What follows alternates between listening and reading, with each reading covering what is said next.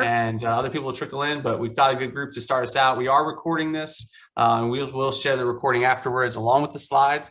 I'm going to go ahead and share my screen to get us going here. All right, can you see my screen, Erinn? Are we good? Yes, we are ready to rock and roll. All right, sweet. So welcome everyone to this is the first time we've done this webinar, and we're gonna do introductions in a little bit, but we are focused tonight on talking about how to retain and recruit teachers in the age of burnout. And anybody who's in education like us knows that this is the age of burnout. This is when it's really getting to its fever pitch. We're seeing vacancies at every single school pretty much across the country, and recruiting teachers is coming a lot harder too. So tonight, we're really going to try to dig into those things. But first, I wanted to ground us in a couple of stats just to really hammer home the urgency of this issue. So 3 stats here to really talk about the teacher shortage and burnout crisis. This first one really blew me away. I did not know that it was this high of a percentage of educators who reported experiencing burnout. So this is from the NEA, and this was actually taken in a survey done in the last couple of months. So it's very recent data. And they said that 90% of educators report experiencing burnout. And I think that number does include school leaders as well. And as Erinn, as you know, working with school leaders, this is not limited to teachers, right? No, not. I mean, it's down to your operations teams, like anyone who's in a school building is feeling it for sure. Yeah. And then in the middle, we have 55% of teachers are thinking about leaving the profession earlier than planned. That is much higher than it's ever been. And then lastly, we know this, there's been a huge drop in enrollment in teacher prep programs over the last decade. So basically the story here is that our current workforce is burnt out. Many of them are thinking about leaving, and there's not a lot of people coming in behind them to fill the spots. Again, if you're an educator, like most of you who are tuning in are, you know this stuff. But we're trying to ground ourselves. And the last stat I want to share here is that the teacher attrition rate is 50% higher at Title I schools. So schools that are in the areas of highest need. Both Erinn and myself have a lot of our education experience started in Title I schools. And so we know, like most societal issues, they tend to hit the people who have the biggest needs the most and the hardest. All right. So Erinn, why don't you walk us through what we're going to go through tonight, and then we'll do some intros. Yes. So here's our roadmap for this evening. So we're going to we're going to define burnout and talk about what actually really causes burnout. It's a buzzword, but what does it actually mean? Okay. Right. We are going to talk about what actually pushes teachers out and what keeps them right in the field. We're going to talk about the double-edged sword of teacher support. And then we're going to talk about how all of this connects to recruitment, because we know that is high on your priority list right now. And then we're going to talk about the opportunity, right? So how do we combat this, right? And that is being done through our suggestion of a teacher growth strategy. Quick notes, questions in the Q&A throughout. And as well as Ian has already said, we're going to be recording this webinar, and we'll be sending the webinar out as well as the slides. Yep, and it's going to be really exciting. Erinn and I have worked together before, and it's going to be sort of a mixture of a presentation and a conversation, because a lot of these issues have a lot of nuances. But what we're trying to do tonight is paint a picture using both research and our own experiences to really get a sense for what can we actually do about this issue. So to start us off, I do want to formally introduce Miss Erinn Cottman.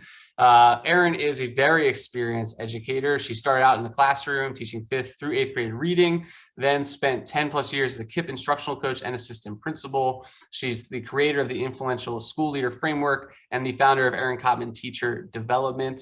I know a lot of people know some famous other coaches out there. I forget the one that's Elena Aguilar. Let me tell you, they don't have anything on Erinn.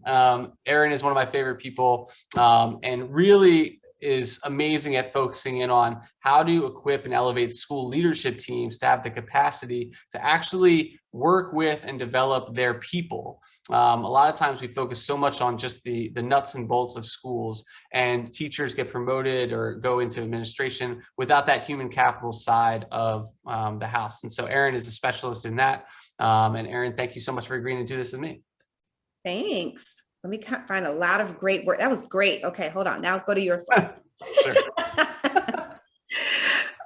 So My great co-host is Ian Cohen. He is a former 9th and 10th grade social studies teacher, as well as a freshman teacher of the year and varsity coach of the year, soccer, right? Yes, they voluntold me to start the soccer programs, and then we Always managed to go to the happens when playoffs. you're a new teacher. Yeah, You always yeah, get yeah. voluntold. It's been a while. Yes, he's also the co-founder of Next Gen Men and Women, as well as the co-creator of Teacher Support Languages, which is super cool. So I'm sure most of you are familiar with the Love Languages quiz. And so this was a spinoff of the Love Languages quiz on how do you actually support your teachers, like what actually clicks for them, what makes them feel supported. And it's a super great tool that leaders can leverage to make sure that they are actually doing providing inputs that matter for their teachers. And then also he's the founder and CEO of Terra EdTech, which is a platform that I love dearly. When I was an assistant principal, my school team used Terra EdTech to help leaders in our coaching and support and development of teachers. And I'm super excited that you're here with me tonight, Ian. Yeah, it's going to be great. Yeah, the support language is one of our favorite tools that we've been able to put out there. It's free for anybody to use. And a lot of the themes tonight are seen in the work that each of us do. And Tara, we'll show a little bit of Tara tonight as well, as we talk about some of the issues contributing to burnout. But ultimately, one of the themes I think that comes out of this is going to be the divide that tends to grow between administrators and their teachers. And how do we bridge that divide? We created the support languages to help bridge that divide, help them, just have a language to even talk about the challenges they're facing and need help with. And so I'm excited to dig in with that and get some great anecdotes from you too about working with a lot of leaders. So with that, I think it's helpful to start by just defining terms and also looking at what actually causes the burnout in schools. And so first off, let's make sure we're all grounded in what burnout actually means. And so we went out and I looked at probably 40 definitions of burnout, and they all have some combination of what you see here. But at the end of the day, it's physical and emotional exhaustion. There's cynicism, detachment, feelings of ineffectiveness, lack of accomplishment. For me, I know that the word cynicism really stood out in terms of the context of a school. Having taught at a school that started out with a 40% graduation rate, there was a lot of cynicism about just how the schools were operating, what direction the school system was going. Not about the students, but really about the conditions that we found ourselves in. And all of this stuff is caused by just a state of chronic stress. And that is, I think, something that anybody who's been in a school building can relate to, whether you're a teacher, administrator. We all know what that feels like. And the question is, can we overcome that? Can we get to a place where we're not in survival mode all the time? We actually get to a place where we're thriving. And so Psychology Today is a great publication. They actually did a dive into teacher burnout in schools specifically. And so there's a great article that's linked here. It'll be linked in the slides when we share them, that kind of dives into what are these causes. And I put in sort of the high level ones, but I'll just walk through them and give you a couple of examples. So we're talking about teacher burnout in schools. The first and probably the most obvious one is volume. And this is really just having too much to do and not enough time. I think I saw a stat recently. It's like over 90% of teachers take work home with them every day. Again, not a surprise to any of us, but when you think about what that means long term, that makes the profession extremely challenging. Then you have the environment. And so this is things where if you're in a school that doesn't have smooth operations, doesn't have clean transitions, doesn't seem to have a sense of order and procedure and process, the overstimulation and that chaos really can weigh on folks. And environment is also where inadequate resources fall under. Student behavior, this does include classroom management, which we all know, especially for young teachers, can be a super big challenge. From what I see on Reddit and Facebook and Instagram, it seems to be a greater challenge today, or maybe we just have more ways to talk about it. Administration, not to call anybody out if you are an administrator, but we've all probably experienced administrators or leaders in other settings that just are either ineffective because they haven't been trained properly or coached up themselves, or they get into a place where they're antagonistic. And this is something that can be really toxic for a school environment. And the last two are community relations. That's really the public perception. We know that educators right now are sort of under an assault and victims of the culture wars going on in our wider politics. We're not going to dive into that tonight because it's largely out of our control, but yeah, that's certainly a bigger issue today than it's ever been. And lastly is tedium. The article does note this is mostly related to veteran teachers who just kind of get tired of doing the same thing over and over. But some of what we're going to talk about tonight is how do you overcome that and really turn your school into a place not of tedium and overstimulation, but of growth and a dynamic setting and environment. Do these resonate with you, Erinn? Do you feel like this is a good capture of what you're seeing? Yeah, for sure. And I also, when you were saying volume, right, I obviously went back to my years in the classroom, and I'm thinking about how, especially early on, my only day off really was Saturday, because Sunday I was at the school all day, and everyone was, right? But that was the mindset. And so almost how you almost kind of this mindset your mindset almost sets you up for burnout in a way, because you start this community of we all overstretch ourselves. We all or the environment is what it is, right? And so you almost convince yourself burnout is normal and just a part of the job, and you just go with it, right? And so I just thought about, even when you then get an administrative seat, how much you're trying to maneuver through those mindsets of a burnout culture that can essentially take for a school. Yeah, and I think to build off of that, I think there's this concept of learned helplessness in psychology that educators, we sort of, we fall into that, I think, over time, because we're just beaten down so much. And administrators want to be empathetic, and they usually were in our shoes as teachers. And so they tend to get into that. And then all of a sudden it's us against the world, and there's only so much we can control. So tonight we really want to dive into what are things we can control, and how can we take control of this entire situation ourselves. One of my favorite phrases I recently learned was, whatever you're not changing, you're choosing. And I think it's a great phrase to capture what teachers and leaders can be thinking about. We can't change the system all at once, but we can change what happens inside our school buildings. So with that, let's talk about what teachers are actually saying. Yes, because oftentimes we skip what teachers right. Right? Everyone around us is telling us what we think without actually asking us. So, there was an Ed Week research done that talked about let's actually get to talk to teachers about what's really going on here, right? And so none of these I think are surprising, but the top reason teachers are choosing to leave: lack of support and preparation, challenging work conditions, lack of respected influence, and low compensation. Duh, right? So those are nothing new there. But when asked which three factors play the biggest role in keeping you in teaching profession, love for students, retirement benefits, and love for the subjects taught were the highest three. And then when asked what actions could a school or a district take to keep you from leaving, right? Raise salaries, again, not surprising that was number one. Right. Reduce administrative burdens, okay, which key and where we're going to spend our time tonight, and reducing class sizes. Ian, are any of these surprising to you? I actually was a little surprised. First, let me apologize for the typo in the first question there, the teaching profession. That's on me, Erinn, not on Erinn, who was a reading teacher. Yeah. I was a world geography teacher, so, we didn't care too much about language in my class.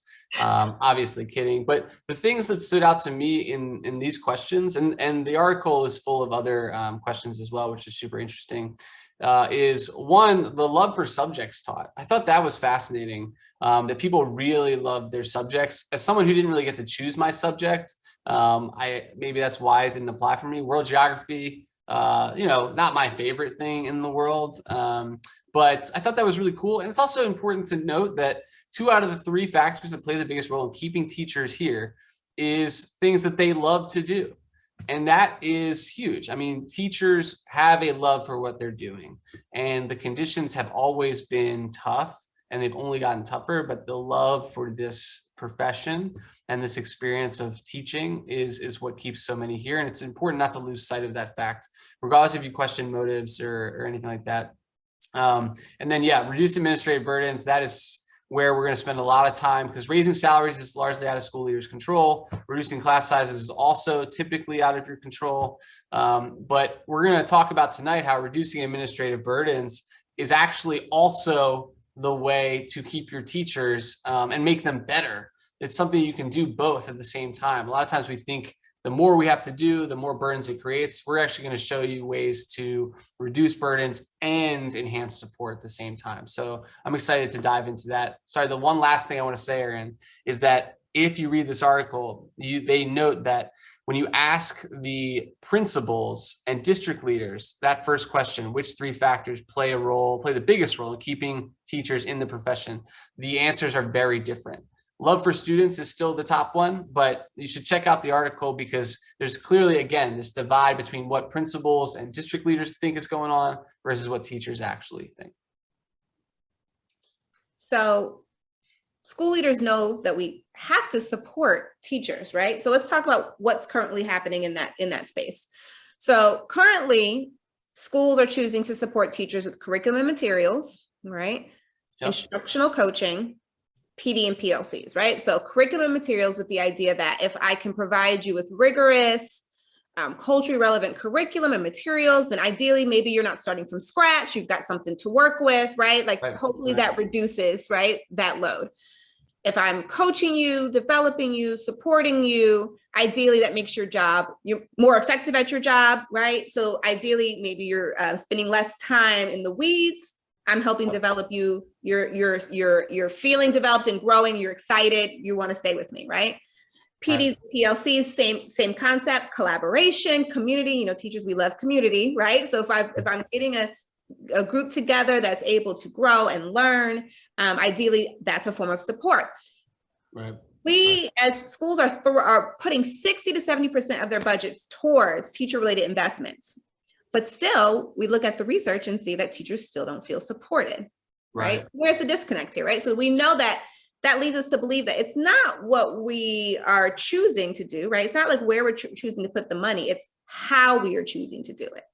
Yeah, exactly. So tonight we're going to go through each of these 3 big buckets of support because the research actually backs up each of these forms of support. They didn't just come out of thin air. There's research that says curriculum materials, coaching, and PD and PLCs are very effective if they're implemented correctly, or at least the way that the research supports it. And so that's what we're really going to talk about tonight. For each one of these 3, we're going to walk you through the same process. We're going to start with what's the common thinking around the form of support. Then what do the facts actually say about that common thinking?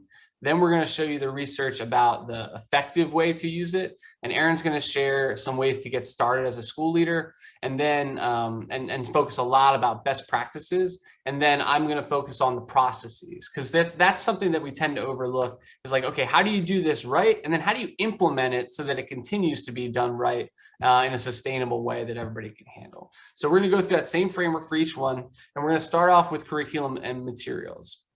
So the common thinking is very similar to what Erinn just kind of laid out. A lot of schools out there, and this was the same when I was a teacher, they give teachers curriculum, or they point them to a website that has curriculum. They might give them a pacing guide. I know we got ours from our district. It was a nice little binder they sent to us. And I wish they hadn't. And maybe a teacher handbook. If you purchase a curriculum, a lot of times it comes with that teacher handbook that gives you sort of extra notes. And some schools even build a little drive folder full of random resources over time. And the idea is that if you give a teacher these things, you can save them time. Just like Erinn was saying, they won't start from scratch. And it ensures that they're aligned to standards, because what you gave them theoretically is aligned to standards. Now, the reality is that less than half of teachers report actually using curriculum that's purchased from outside sources at least once a week. So even in the highest performing districts, everybody talks about Massachusetts or some other places that are like the top districts and schools, most of their teachers are not using the curriculum purchased. And we also see that teachers are still spending 7 to 12 hours per week curating or creating their own instructional materials. And so you're giving them all these resources, but they're not using them, and they're still going out to Google and Pinterest and Instagram to find stuff. And there's some crazy stats about how much teachers rely on Google. And don't forget, teachers pay teachers. Yeah, teachers pay teachers. Yes. A platform that I love to hate on, but also has a ton of resources. So, so this is the thinking, but clearly it's not working, right? And the question is, what does work, and why is this not working? So, all of these things is really a combination of bad practices combined with bad processes, and they reinforce one another. So, Erinn, why don't you start by talking about the practices that you typically see in ineffective uses of curriculum and materials? Yeah, so for sure, one is, that first week or two of pre-planning. I don't know about you guys, but I feel like every school year, the amount of pre-planning that was given was like shorter and shorter. You're trying to cram so much in, but here's your new curriculum. And as a teacher, immediately I'm overwhelmed. Right. I'm trying to get my classroom set up. I've got this, I've got that. And now I have a new curriculum that I haven't had time to digest. So like, it's way too late to roll out a new curriculum during pre-planning. It's the first problem.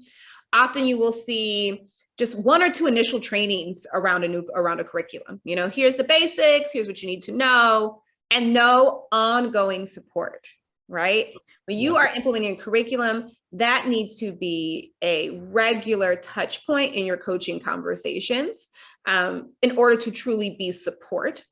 Also, like not remembering that you have leaders and instructional coaches who need to support the implementation of the curriculum. So before a curriculum is ever placed in front of a teacher, leaders and coaches need to experience the curriculum. They need to internalize the curriculum. They need to have practice runs at what does a coaching and development conversation, what does lesson planning look like, right? I remember in my last few years as an assistant principal, I was coaching on a curriculum I never actually taught in the classroom, right? But I had to be just as much of an expert if I was going to be able to support and coach teachers in the process of using the curriculum. Right. Right. And it's going to be hard for us not to jump ahead and talk about how to do this right. But I'm totally with you there. And this is also one of the places where your process actually hinders your practice in many ways. And so we work with a lot of schools, and curriculum that they purchase or go out and find open source tends to come to them in a very disorganized or hard to adapt way. And so, for instance, there's one school we work with that purchases a well-known brand of curriculum, which I won't mention. I don't know the ethics around that, but I'll just avoid mentioning it. And they got this curriculum, and it's a 400-page PDF for each module.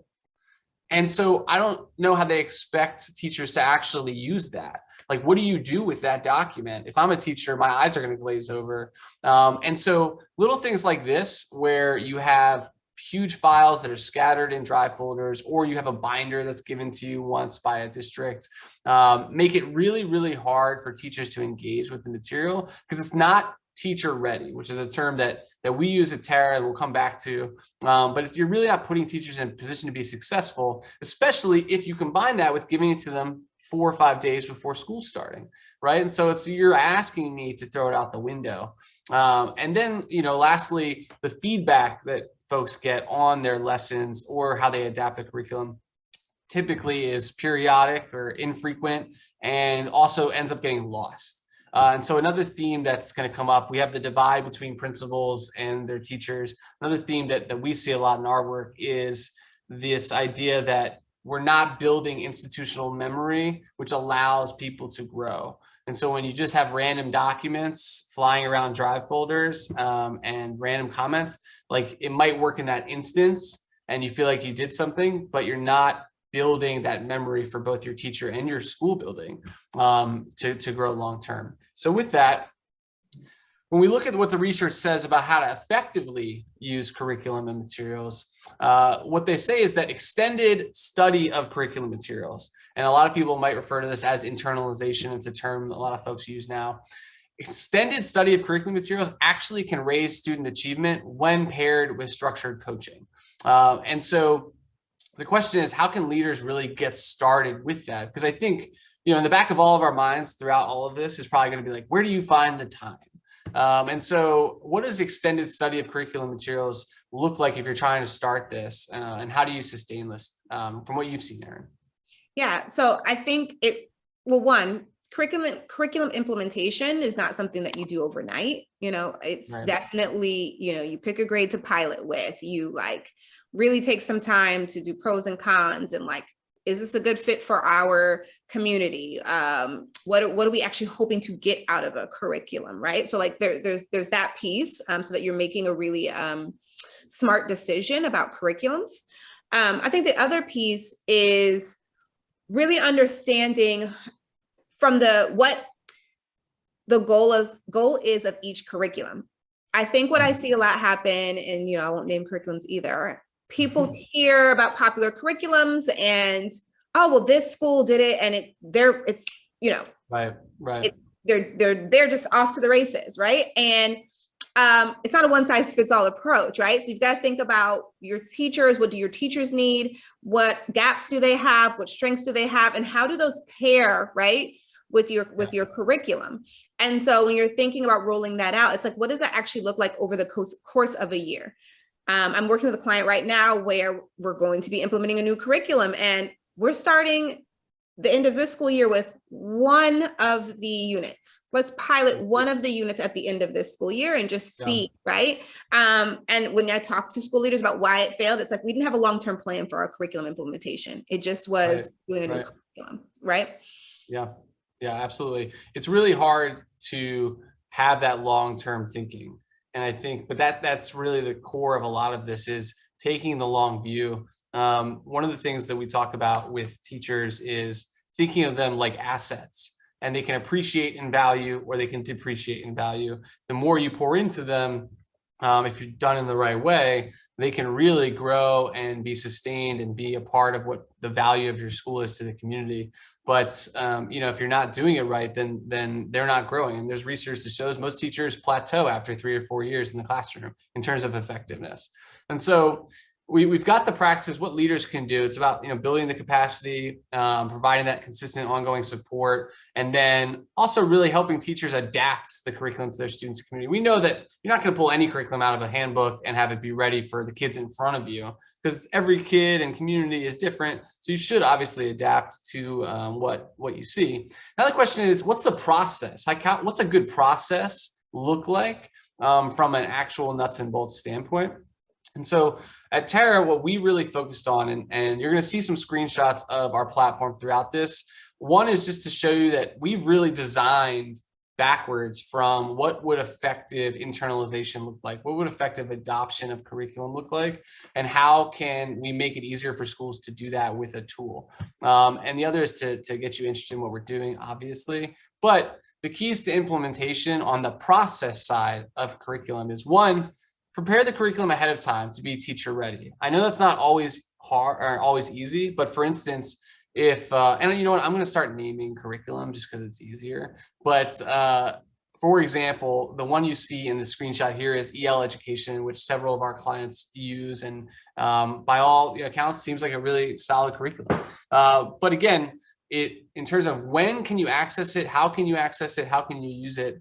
What we do with the partners is actually chop up these PDFs into their individual lessons or their units or their tests, and then we preset them into the platform so that they're calendared out already for a teacher, and the teacher can actually add notes, they can rearrange them, they can look at strategies to adapt them, and we can provide internalization protocols. So, Erinn's talking about how can you equip the leaders to know how to teach the teachers to internalize curriculum, and then how can you reinforce that day to day?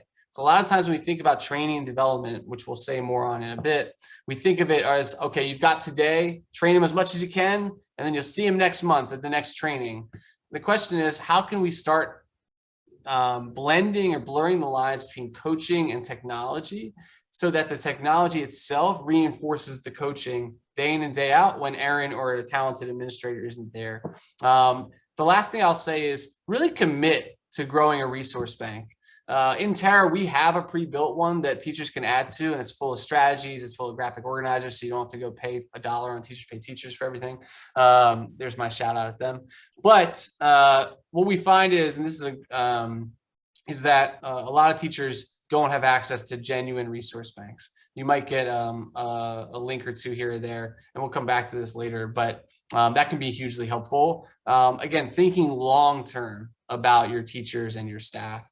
So ultimately, the best way to utilize curriculum materials is to make sure your leaders are equipped and have a long-term vision to provide ongoing support, and then making that curriculum teacher ready, providing protocols that get reinforced, and then trying to grow these resources over time.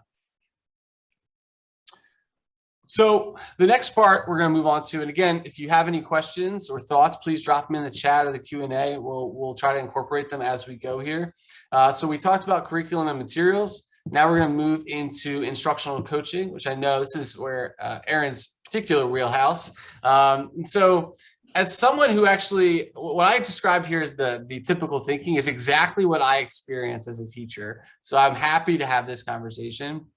But most of the time, what you see from a coaching standpoint is that a teacher might get 1 or 2 classroom observations done a semester or a year, largely out of compliance. True story. My 2 observations each year I was teaching were 15 minutes long and happened to fall on the day we were doing like a Jeopardy review game, which was not the best form of teaching and learning. And then oftentimes you do those classroom observations, maybe you do a check-in with a teacher just to see how things are going, but administrators then sort of leave the rest up to the teacher. You know, I had a principal tell me, he's like, "Oh yeah, you're good, Mr. Cohen, you got it." And I was like, okay, I appreciate the vote of confidence, but I really still have no idea how to do X, Y, and Z. Yeah. And administrators fall back on this idea that, well, I want to give the teachers autonomy. And that's great. We want that, right? But it's autonomy versus coaching. They're not the same thing. There's a conflict there. Do you see this playing out in some of the clients you start out with?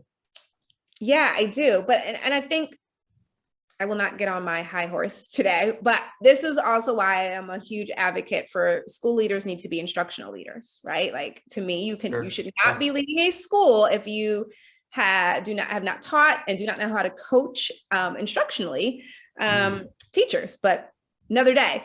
Yeah. Sounded like a high horse to me there. I know, but I just, it really burns my biscuits. But yeah, I think, at the end of the day, the thing is, it's that observations, often we'll see folks who are only observing for, state requirements, which never works out, that a teacher always feels 9 times out of 10 that you just popped in, got a really quick snapshot, and now you've created a narrative about their teaching abilities, their classrooms, and that just feels really unfair. That feels like a gotcha moment, right? And so when we're thinking about this idea of being in classrooms, being there regularly, that should be ideally like the chunk of time that leaders spend should be in classrooms and coaching. Granted, there's meetings in different places that you're pulled. That's where your assistant principals, instructional coaches come in. But that should be the bulk of your job, is improving instruction, right? Yeah. That is where we move the needle. Right, exactly. And honestly, I know a lot of APs and principals who don't love having to deal with outside things all the time. Who's going to deny saying, you know what, I can't have this meeting right now. I need to go coach one of my teachers. Like, that is a great excuse to fall back on to try to get out of stuff. Right. And the research backs this up. So observations alone are not effective. That's been proven time and again. If you just do a couple observations and don't pair them with anything else, you're not going to see much improvement, and you get a compliance culture. And that's unfortunately what a lot of schools find themselves in. And again, let's couch this in what we're talking about. We're talking about teacher burnout. So the lack of support comes from the fact that they're not seeing you, right? They're not feeling that perception, that support, even just popping in, right? And seeing that they know you are there, that can be enough. You don't have to write up a full report every time, but that FaceTime is important. Yeah, pop in, work with some kids. Yeah. Talk to the teacher. Like, it doesn't have to be, that's when it starts to feel like there's no trust, that it's a lack of trust, right? I always know when I visit schools and I work with leaders, I always know if a leader truly spends time in classrooms, because when they walk in, no one flinches. Kids aren't like, "Hey, who are you?" Right? Yeah, like, good point. When there's a culture of you, when you are a present leader, I can see that in a school, because no one is doing a double take to see you, right? That's when you know that that's when teachers are saying, hey, can you step in my classroom later? I'm doing something. I want you to see it. Yeah. That's when you know that you have a culture of coaching and observation that is not punitive. Right. Yeah. And we're going to come back to that. The one stat I'll throw in here is that only half of teachers report receiving any coaching whatsoever in the last 12 months, which is wild. I mean, it's how do we expect teachers to feel supported if they're not getting any sort of coaching? And again, that comes down to process and practices. So we've already sort of hit on some of these, so we don't need to go too in depth because I want to make sure we're cognizant of time. But on the practices side, Erinn, you've already mentioned the infrequency of observations, but there's a couple other things here that I think are important to call out about bad practices around feedback and the type of coaching we should get. Yeah. So I think, so obviously the rate of coaching should be frequent. Obviously, you want to make sure that the instructional coaching you're giving is at a high level and not subject specific. So meaning when you have a team of leaders who are coaching across the school, are we coaching from the same framework? Are we coaching from the same beliefs around instructional coaching, right? Are we making sure that whether I'm being coached in math or science, that I'm getting an equitable experience, right? While every coach will put their own sauce on their approach, right? The outcome, right? How we want teachers to feel, the development should be the same, right? Or should be at the same level. And so, and I think too, it's just like in general, not spending enough time on the right things. So that means in my leadership team meetings, we should be talking about instruction. We should be talking about it, academics, not just let's plan fall festival, right? Like those are like, how are we actually spending the time that we have together to discuss academics and coaching and development and what we actually believe and our systems and our framework and our approach to coaching in our schools. Yeah, and the process contributes to this this cycle of infrequency in coaching so much, because what I've heard from so many teachers is that they get new coaches every year, or they get new administrators, and then it's like they start from scratch. They start from ground zero. And again, it's because a lot of times you don't prepare for the coaching that you want to do, right? And I always tell a story about Michelangelo and the Sistine Chapel, because people aren't familiar necessarily with the story, but he spent a year building the scaffolding to reach the ceiling in the first place. And in entrepreneurship, there's this concept of some days you have to work in the business and other days you have to work on the business. And I think when we're talking about schools and this idea of coaching, we have to take time to work on the school and on coaching, meaning let's outline what we're actually trying to accomplish and how we're going to implement this so that teachers feel that support and that coaching, and it can be done in a way that's streamlined and seamless. The other things that really can hinder your ability to coach are when leaders aren't talking to each other. So one leader might come in and give me a comment on something one week, and then the next and tell me to really focus on that. And then 2 weeks later, a different administrator comes in and says something completely different. That's really frustrating for a teacher. And again, it creates this idea. It's like, all right, I'm not getting real support, because if so, they would communicate with each other. So I just need to get through this. And then, again, poor alignment across resources and support to teachers. So the research says that structured coaching, especially when subject specific. So if you actually get into the specific subject of the teacher, that is highly effective at improving teacher quality and student outcomes. This is the perfect storm. If you have structured coaching that gets into how I can teach world geography effectively, and this is not, counterintuitive in any way, this is exactly what it should be, then it can be very effective. And so it's about how do you start that process? Yeah, so I've already named some of the things on the list, but like two that I really want to focus in on are instilling a culture of coaching for everyone in your building, right? Yeah. Often, especially in my role now as a consultant, I often come in places and immediately it's like, oh, here's another coach, Right. But when I talk to folks, this idea of like, you should be excited to see a coach coming, because there should be a culture of coaching in your building. My principal always had a coach. As an AP, I had a coach. I have a coach now as a consultant, right? Like it should be a culture of coaching so that everyone's getting feedback, everyone's getting development, and you're normalizing that, right? So now when I go to a coaching conversation, you're not prepared, you're not feeling like you're on the defense or you're having to prove, or you have a coach because you're doing something wrong. It's like, no, the veteran teacher has a coach, the newbie teacher has a coach, the principal has a coach, right? And we all know that we have coaches, right?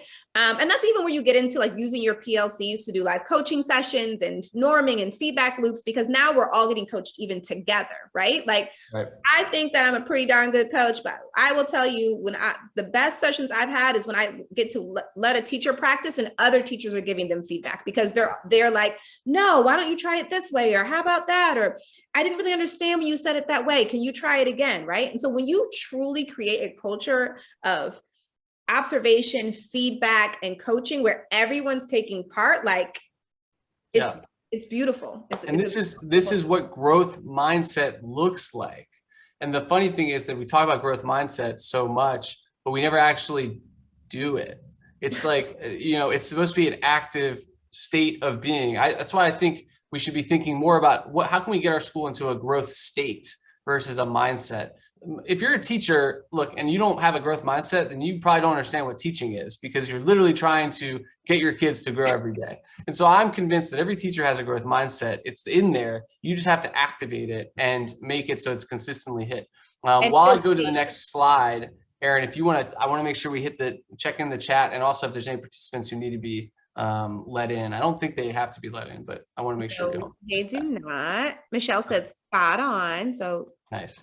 Thanks, Michelle. Resonating with Michelle. No questions just yet, but if you guys have any, please feel free to put them in the chat box or in the Q&A. I'm not sure why my bullet point got in the top left here also, but we're going to continue on with this anyways. So we're talking about process of instructional coaching. You've got to centralize and organize the feedback so that it's building on itself and that teachers know where they're growing.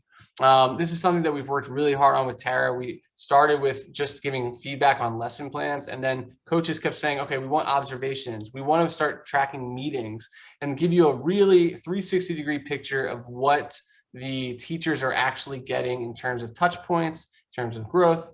And then to Erinn's point, making sure your coaches and leaders are consistent in what they're looking for. And that's where you can provide observation protocols. These are things that are easy to do with a system like ours. You can also do it with templates in a document if you don't have software, but making sure that folks are looking for the same thing, asking the same questions, and then you can change that, right? You adapt throughout the year, but too often we run into folks who are trying to do 50 things at once and trying to look for everything in a single class period. And it's just not how people grow, and it's not how people learn. And so really focusing in and using your protocols to support that.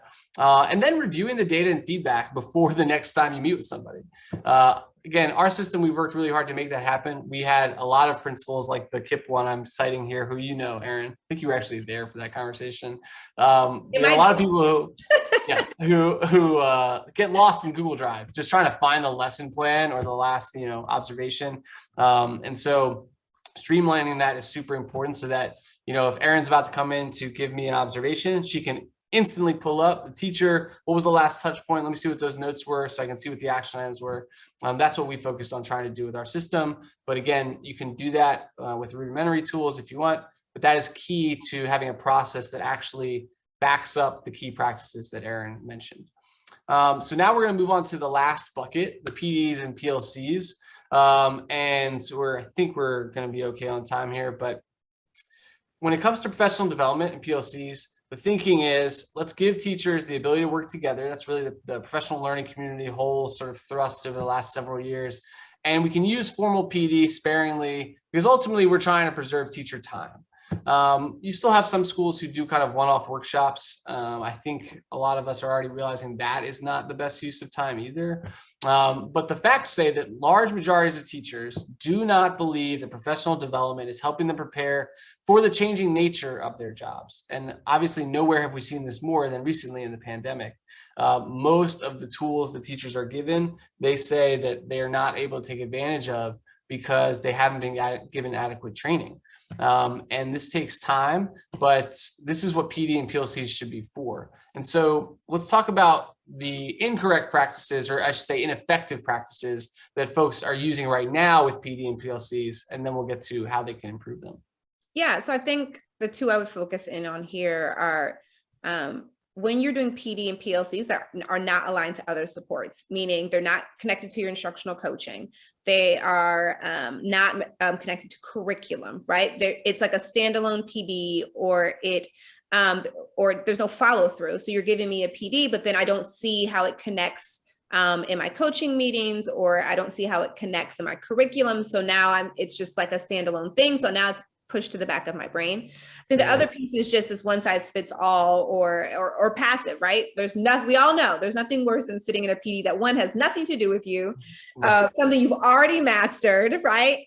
And you're just listening, right? There's not it's just you having to download the information versus actually getting to practice and implement what's happening in the PD. Yeah, and I remember this as a teacher. I loved PD days because I knew I could sit in the back and not do anything. And that's what happens when you get a culture of compliance versus a culture of growth.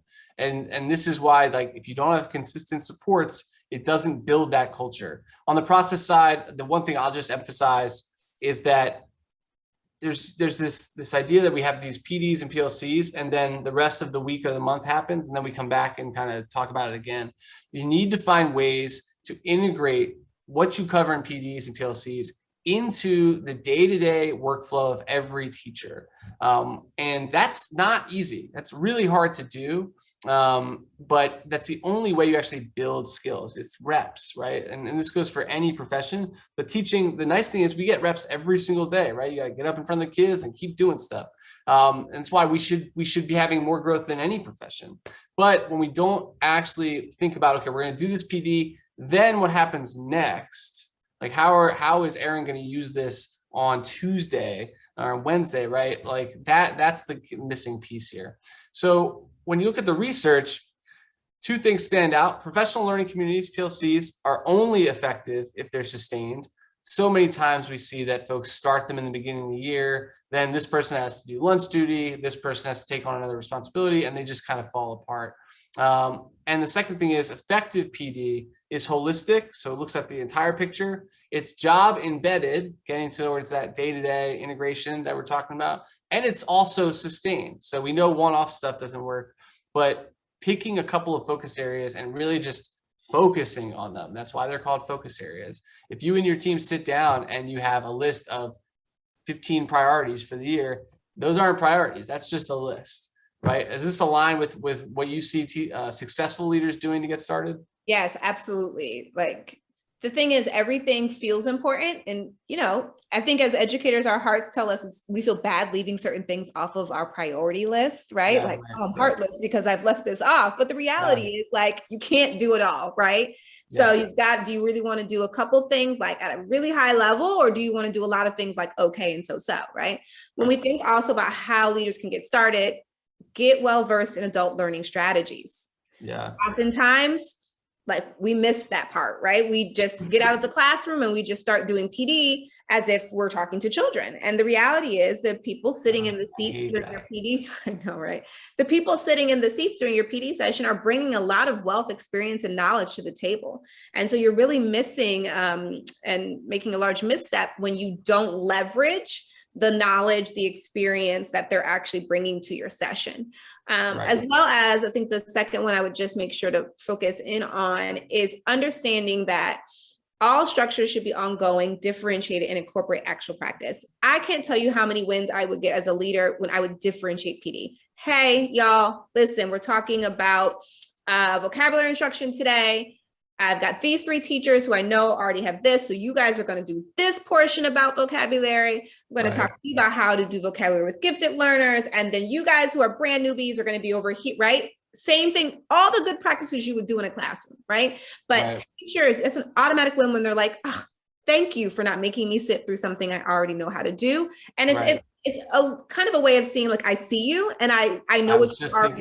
I know who you are as a teacher. So I'm honoring what I already know about your expertise. And so, like, that's a win on multiple levels. Yeah, no, I love that. on the process side, because we are getting to recruitment, I promise, and they relate so well together that it's going to blow your mind. But 100% co-sign everything you just said. Is exactly how I feel in PD. Like, it would never be relevant to me, and it felt like nobody even knew what I was good at or not good at. On the implementation side for PD and PLCs, again, align your resources across the board. So if you have templates, like, they should be aligned from lessons to coaching to internalization. And these are all things that we've worked hard to do with our system. Provide that individualized support. So one of the things that schools don't use, that private companies use all the time, are task managers and workflow management systems. That's something we're adding in to make it easier for you and your teachers to communicate, and it's not just endless emails. There are more tools out there than just emailing, and we can use them for this kind of stuff. And start fresh when it comes to collecting these materials, and then just keep building on it. Again, institutional memory. How do you build that? The last thing, which I think is a good theme to focus on when you're implementing anything, think through that teacher user journey. So, okay, you're implementing new curriculum. What is the teacher actually going to do, to access this curriculum? What are they going to do to implement this curriculum? What are they going to do when they're reading it? Like, think through those steps and do this for each of your processes. And that will, I'm telling you, will open your mind to new ideas and to do this stuff efficiently. And so with that, I want to move on to a summary of what we've gone through thus far. And because we're getting close to time, we don't have to belabor too many of these points. These are just the bullets that we went through of what successful curriculum coaching and PD and PLCs look like. So this is not new information from the earlier slides. This is a summary. It's really just for you and your team to look at when you get these slides later. Is there any important themes you want to call out here, Erinn, before we move on to recruitment? And recruitment is going to take us 5 minutes because it's very simple, but it's going to be hyper effective. Any themes you want to call out? Yeah, I think that the biggest theme throughout this entire thing has been the disconnect between leaders and teachers, right? And so I think when we really pay attention to that, when we figure out how to close that gap, when we think, it was interesting when you were talking about user experience, that literally is the lens of a leader at all times. It should be like down to, okay, I'm figuring out cafeteria duty. Okay. Right. Put myself in the lens of a teacher. What does that mean? Let me look at the schedule. Okay. I've taught 4 classes today and now I got to go, probably not a good, right? Like, right. That should always be the thought process is like, what's the teacher impact? What's the student impact? What's the stakeholder impact? Right. Yeah. And so like that disconnect is the reoccurring theme from the beginning to the end of this webinar.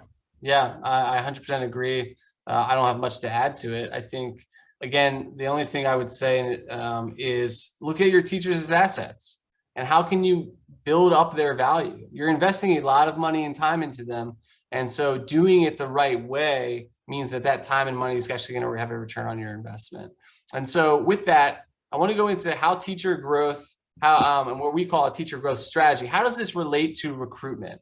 And so the thinking around recruitment, and this is going to be fascinating, I think. The thinking around recruitment right now, and I see it on social media everywhere, is, all right, let's put together a post. We'll say, oh, if you really care about kids in this way, and you want, our school is really unique for X, Y, and Z, come join our school, like apply to be a teacher. And it's very mission oriented.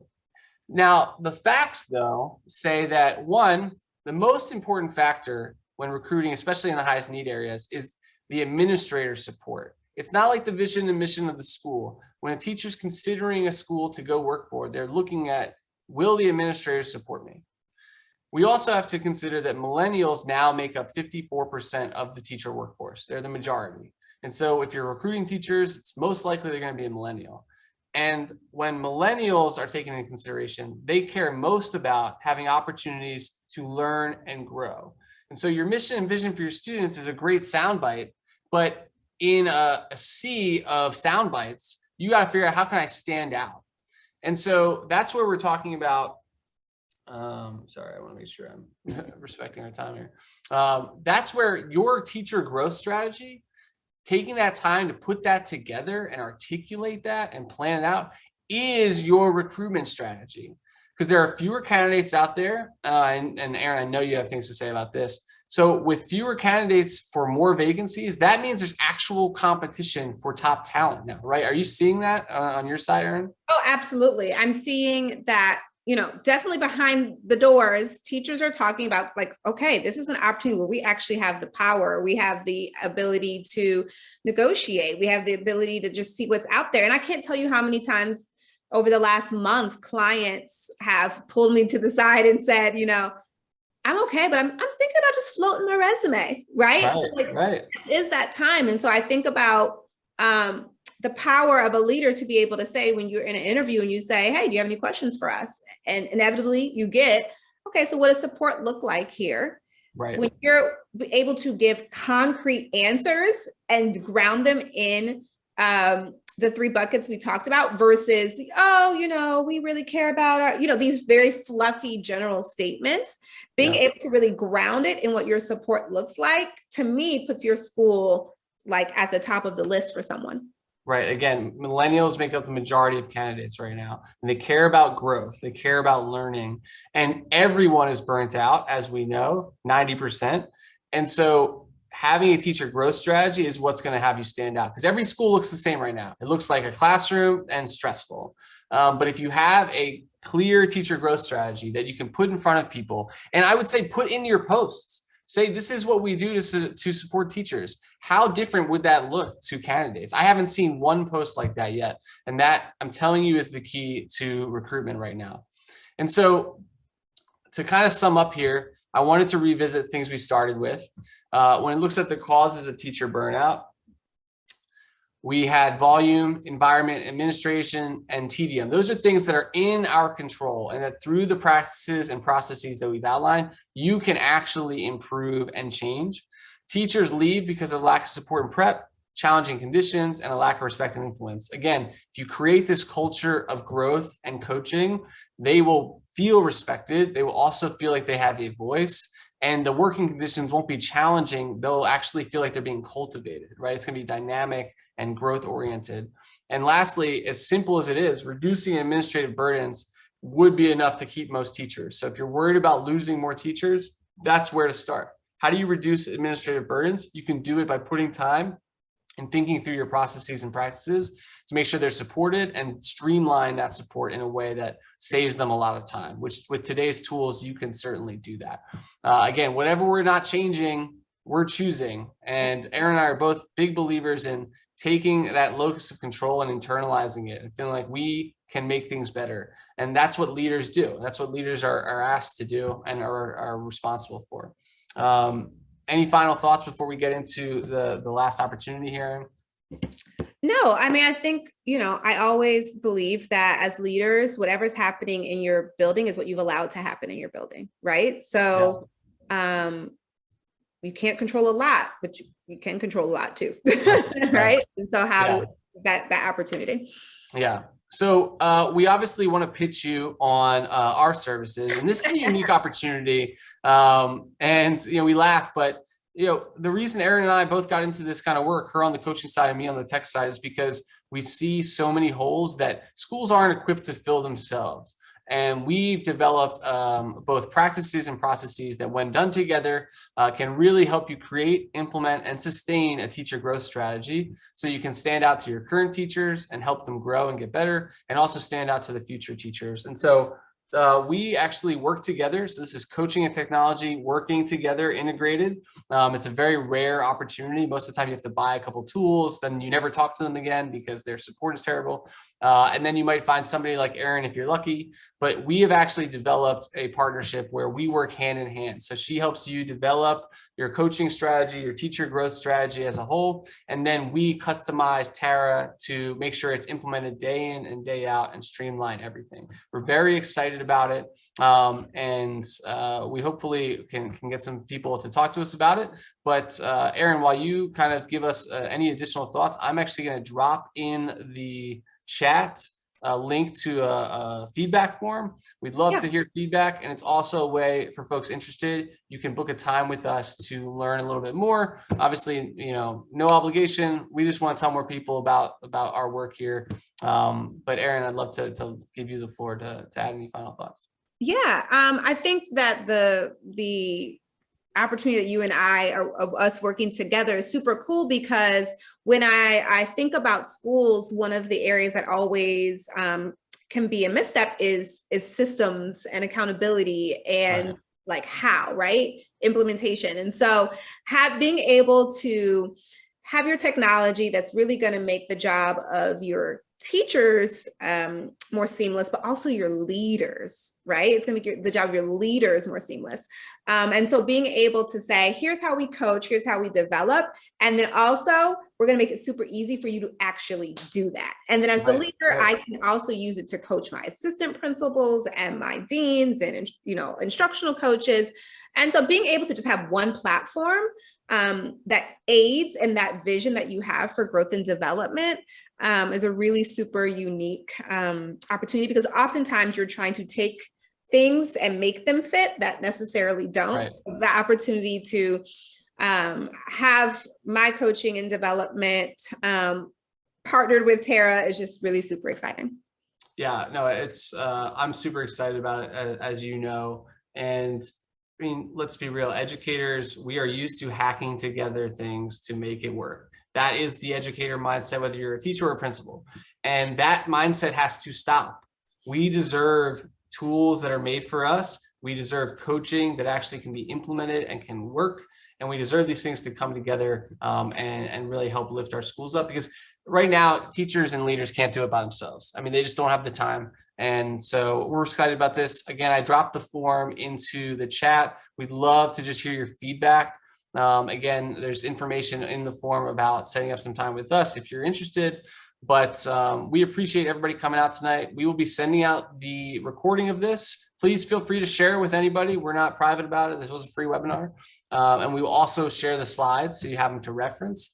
But we appreciate everybody coming out. Erinn, thank you so much. I always have fun chatting with you about this stuff. Yeah, this is awesome. So